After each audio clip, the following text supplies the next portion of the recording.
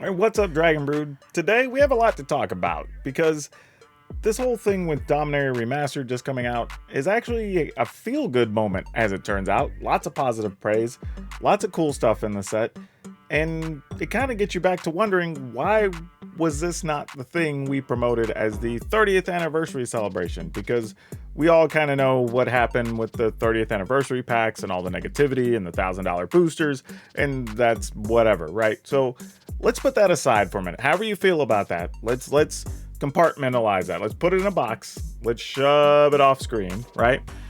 And let's talk about Dominaria Remastered and why this is likely to be the 30th anniversary product that everybody wants. Okay, just off the top, let's take in the fact that this covers 27 different sets. Like, when we've done remastered sets before, it's been like one block of 3 sets and, you know, that sort of setup. This is the first time we've cherry-picked cards from basically the history of Magic to put into a set for real this time, right? With a purpose to celebrate 30th anniversary, 30 years of Magic. And this is pretty cool because if you started forever ago and came back, like, these cards are going to be familiar to you. If you've played just, I don't know, 2 years, maybe you started at the beginning of the pandemic, but you're going to get to see all these other sweet cards in the set. Like, this is really cool. Look at this list rundown. Everything from Alpha, Antiquities, Legends, the Dark, which, by the way, kind of shows that in the beginning, all the sets were set on Dominaria. So it's kind of like the first thing. But then you get Mirage Visions, Weatherlight, all the way through Urza Saga. You get all the Invasion block. You get Prophecy. You get all this stuff. Judgment, Onslaught, Legion, Scourge, all the way down through Future Sight, and then Dominaria. So it's kind of like a big gap, but still, that's a lot of sets to pick from. So the set should have a ton of good cards, right? Well, actually, there are a lot of good cards. And let's give some credit to MTG Rocks for putting these images together where I got these from. So that's out there. If you haven't checked out the site, you probably should. But this is really cool. So a card like Vampiric Tutor. This card has gone up and up and up. It got a reprint, went up and up and up, got a reprint, got a promo card. And like, this card's still been expensive. So here's another one that I believe at one point was crossing $40 even recently. So this is going to be a cool chance for people who play, especially formats like Commander, to get their hands on these. But honestly, if you even play like Legacy or whatever, getting your hands on these cards is also going to be pretty cool. But yeah, Vampiric Tutor, one of the best tutors that's always been sought after, just going to be tossed in the set. And looks like every mythic for sure, and it looks like even a bunch of the rares are even getting some of these borderless alternate art treatments with throwback art from old artists. So even more nostalgia being tossed into the product. But it's not just Vampiric Tutor, we're also getting Mystical Tutor, which is one of the blue tutors that searches out instants or sorceries. So this is really cool. Interestingly, a card like Enlightened Tutor, that if you weren't aware, this has actually been consistently valuable. I've pulled these out of collections when I bought them many times because people just have these sitting around, because I believe the Mirage ones were uncommons, but they also didn't have rarity symbols, so people never knew, and these just sat in boxes forever. So cool to see this getting a reprint. That should drive the price down on this card as well. Interesting, though, that we do have some recent or fairly recent reprints, like Yawgmoth, Thran Physician being in there, which this card actually does get some play in a few formats, so it's kind of cool to see that reprinted. And cards like Urza, Lord High Artificer. So this is actually pretty cool too. This is another card that at times has pushed up and down in value. And this is a card that, you know, a lot of people were wondering how to get their hands on it because it is valuable to a few different decks. So it's cool to see this tossed in. It's not like it's crazy compared to some of the other cards, but very cool to see that this is still being included because there's some consideration being given to a few different things.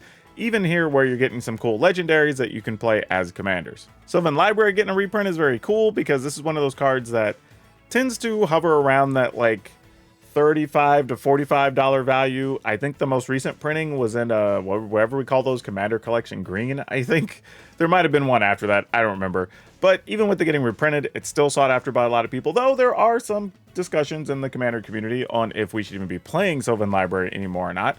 But regardless, it's a card people want, and it's cool that it's got some sweet art on the reprint. Exploration being another one of the big cards from Tempest, I think it was, actually getting reprinted. So this is actually really cool.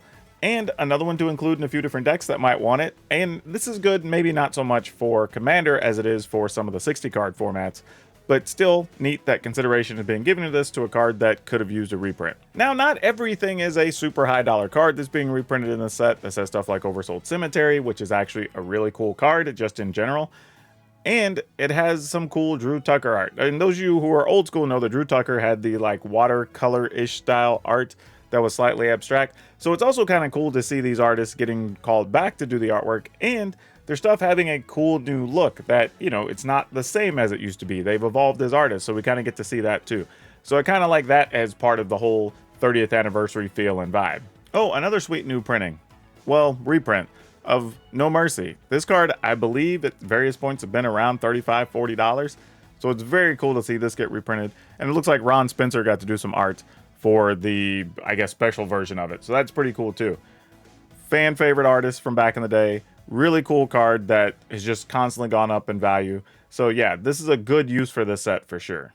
But this set does bring the question of how much awesomeness can we put into a set? Because while there are things like the valuable cards we just talked about, we are getting reprints of some cards that either one, haven't really had any outside of maybe like a Secret Lair or something, like Arcady Sabbath, one of the original Elder Dragons, which is very cool, but the card's not going to likely be worth very much, maybe a couple bucks that you open, right? So some of them are going to be a bit of a downside to opening these, but they do have a lot of nostalgia, like Shivan Dragon as an example. Like, I don't know how you feel about that, but it is a cool thing and it still fits that whole 30th anniversary feel. We have a lot of the usual suspects like Birds of Paradise and even Counterspell that has actually been upgraded to rare, which is amusing. I guess you just don't want a lot of these showing up in draft. But that being said, it puts you in a situation where now you can open Counterspell as a rare. Not sure how I feel about that, but I get it. But we did get some very disappointing inclusions, right? Like we can get past like a Shivan Dragon because again, nostalgia, I get it. But then we have issues like Nantuko Shade where in the most recent set, we have a shade that's just outright better than this. So this isn't going to be that exciting. The other one's just better. It even has an extra ability that matters. So I don't know if that was something that wasn't thought about, but you know, from a nostalgia standpoint, I mean, there was a point where Nantuko Shade was pretty popular, so some people will probably be happy about it, I'm sure. Personally, I'm excited. Rith the Awakener, a cool new artwork, makes Rith look way more just awesome, devastating, whatever than she was before, so that's pretty sweet, so I'll pick one of those up. By the way, if this has alternate art and you get one, borderless, let me know. I might want it, especially if it's foil for me, and I don't even like foils. And we did get good classic cards that everybody recognizes in Wrath of God. So even that's there. But let's take a moment to talk about stuff that's not card specific as to why this has a chance of being just well more welcome than the 30th anniversary packs.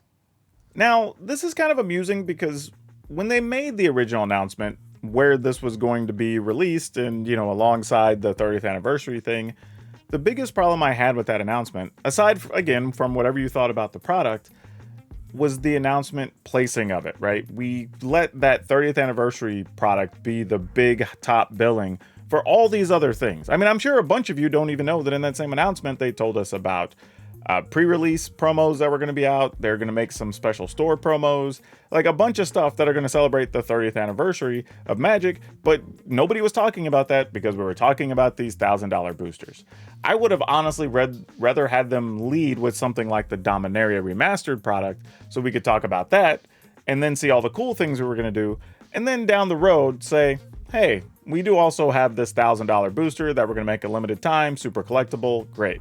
The other problem with it was the messaging around it, right? We said, oh, this is the thing that players are going to get a chance to open Lotuses and Moxes, and this is I'm trying to remember how they phrased it, but basically something along the lines of like, this is a celebration of the 30th years of Magic, so people get this opportunity. But the reality is most people weren't going to be able to afford that.